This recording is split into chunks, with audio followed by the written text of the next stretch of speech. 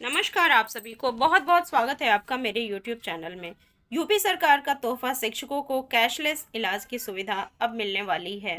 तो आइए देखते हैं कि सरकार की तरफ से शिक्षकों के लिए क्या तोहफा है। लगभग 6.5 लाख प्राइमरी शिक्षकों को इस कैशलेस की सुविधा प्राप्त होगी, जो कि अभी तक शिक्षकों को प्राप्त नहीं हो रहा था।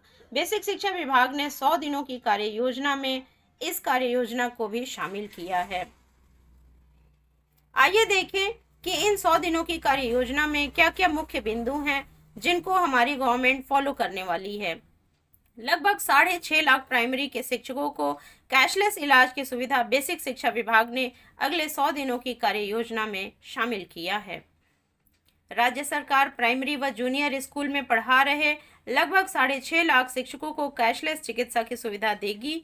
इसे बेसिक शिक्षा विभाग ने अगले 100 दिनों की कार्य योजना में शामिल किया है। प्रदेश में 5 लाइट हाउस ITI विकसित होंगे जो अंतर्राष्ट्रीय मानकों के ऊपर होंगे। यूपी बोर्ड में इंटरमीडिएट में नया पैटर्न 2025 तक और हाई स्कूल का नया पैटर्न 2023 के सत्र में लागू हो जाएगा। सरकारी व माध्यमिक स्कूलों में बायोमेट्रिक अटेंडेंस ली जाएगी। मुख्यमंत्री योगी आदित्यनाथ समेत मंत्रिपरिषद के समक्ष बेसिक, माध्यमिक, उच्च व्यावसायिक, प्राविधिक शिक्षा, खेल व युवा कल्याण विभाग ने बुधवार को अगले 5 वर्षों की कार्य योजना रखी। इन लाइट हाउस ITI में विशिष्ट कौशल मांग के रूप में छात्रों को प्रशिक्षित किया जाएगा। यह संस्थान अंतर्राष्ट्रीय मानक के होंगे जो भविष्य में इस क्षेत्र में बेंचमार्क इंस्टीट्यूट साबित होंगे। स्वतंत्र संस्था जो है वो मूल्यांकन करेगी। विभाग ने सभी सरकारी प्राइमरी स्कूलों में हर कक्षा के लिए न्यूनतम 1 कक्ष और हर ब्लॉक में 1 कस्तूरबा गांधी बालिका विद्यालय की स्थापना करेंगी। मुख्यमंत्री ने निर्देश दिए हैं कि छात्रों के वर्तमान अधिगम स्तर का आकलन स्वयं संस्था द्वारा कराया जाएगा। आकलन स्वतंत्र संस्था करेगी। 6 महीने के अंदर सभी छात्र छात्राओं को यूनिफॉर्म समेत अन्य चीजों की धनराशि DBT के माध्यम से दी जाएगी। 2 वर्ष के भीतर सभी विद्यार्थियों को चाइल्ड ट्रैकिंग सिस्टम से जोड़ दिया जाएगा। कक्षा 9 से होगी इंटर्नशिप।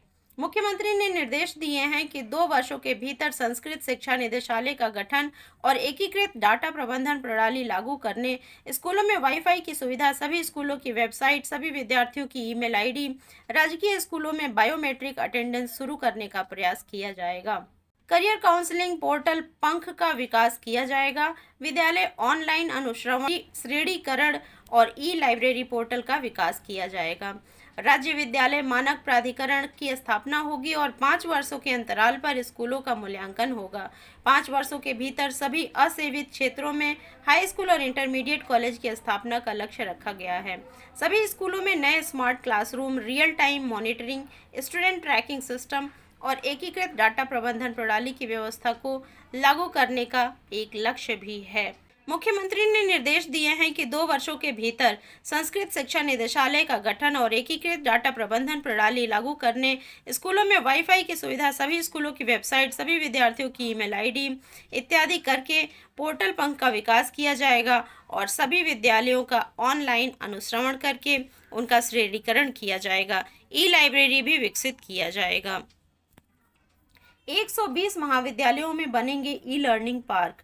अगले 100 दिनों में 120 राजकीय महाविद्यालयों में लर्निंग पार्क और अबेकस यूपी की नियमावली बनाकर पोर्टल की शुरुआत होगी। साथ ही निजी विश्वविद्यालयों की स्थापना के आवेदन के लिए ऑनलाइन पोर्टल 5 राजकीय महाविद्यालयों और 3 राज्य विश्वविद्यालयों में इनक्यूबेटर्स के रूप में 5 राजकीय विद्यालयों में इनक्यूबेटर्स के रूप में शुरू होंगे।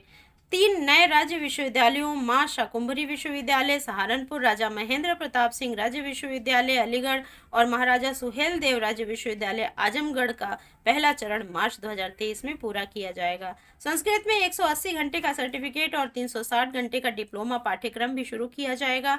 संस्कृत के पारंपरिक विद्या, कर्मकांड, ज्योतिष, वास्तुशास्त्र और योग आदि के क्षेत्र में भी प्रशिक्षण देने के लिए पूरी व्यवस्था की जाएगी। कंस्ट्रक्शन क्षेत्र की जरूरतों को देखते हुए अगले 6 माह में 10,000 से अधिक प्रशिक्षार्थियों को कंस्ट्रक्शन सेक्टर में प्रशिक्षित किए जाने पर सहमति बनी है। वहीं 2 वर्षों में राजकीय ITI में इग्नू के लर्निंग सेंटर की स्थापना होगी। सर्विस सेक्टर्स जैसे कि housekeeping, hospitality, warehouse, accounting इत्यादि में प्रशिक्षण की भी विशेष प्राथमिकता दी जाएगी। स्टेट इंस्टीट्यूट रैंकिंग फ्रेमवर्क तैयार किया जाएगा और इसमें NIRF की तर्ज पर स्टेट इंस्टीट्यूट रैंकिंग फ्रेमवर्क बनेगा। अंतर्राष्ट्रीय फार्मेसी व बायो इंजीनियरिंग रिसर्च संस्थान और school of planning and urban management की स्थापना होगी।